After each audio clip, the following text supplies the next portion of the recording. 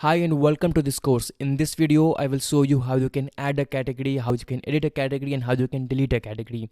So to work with category, just hover over post and then click on categories.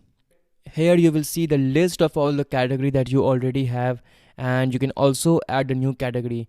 So let's just add some new category first. Here I will create a new category with Android 10 name, and in the slug option I will write Android 10 all lowercase. Now what is this slug option?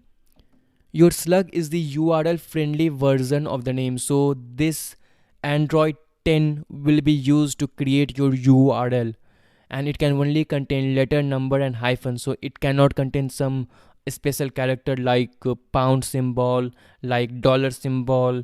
It cannot contain dot or star. It will only contain some letter, number or hyphen, because this slug will actually be your URL. Okay, so write your slug in this area, and here you can select a parent category. If you want this category to be the child of some category, to be associated with some different category, then you can do that here as well. You can create a parent child relationship. So if you want to assign a parent category to this category, then click on this one and then choose your category, and that is what I'm going to do. I will click on Android because Android 10 will come under the Android category, and here you can write your description. I'm not going to do that, and then I will click on add new category. So now you can see that here is our Android category, and here we have little dash, which means that this Android 10 is the child category of the Android category. This dash means just that it is associated with this category, and this Android is the parent and the Android 10 is a child category. Okay, so if you want to create some more category, please go ahead and do that. And if you want to edit your category, then you can click on this edit button here, and then you can edit your category. You can assign a parent category, you can do all that stuff.